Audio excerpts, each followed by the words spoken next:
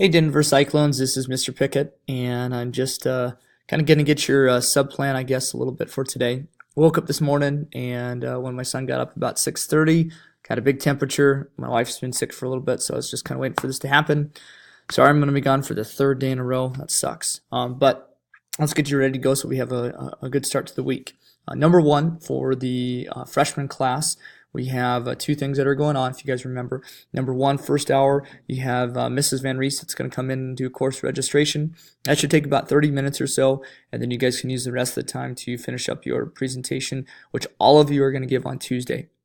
Make sure that you practice it and make sure that you're doing a really good job, and let's do a little bit of sourcing as well. So I can't wait to see those on Tuesday when I get back. For my 7th grade STEM class, remember that we're working on the Blender Guru. It sounds like Colby and Isaac and who else did I put in charge? So I'm gonna look down here a little bit. Colby, Isaac, and Mason. It sounds like you guys did a great job directing the class. Keep doing that. I think you guys are starting on 6 today, talking about texturing. Again, I can't wait to see your progress when I get back here. So we're at least up to that point. And then for my physics class, probably the hardest one that we kind of have to talk about.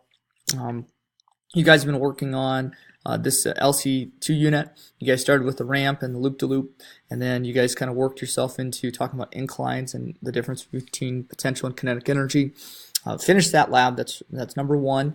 And if and when you finish that lab, which is including all the doozy questions, then we're going to start and have you guys go through the conceptual enhancer right here.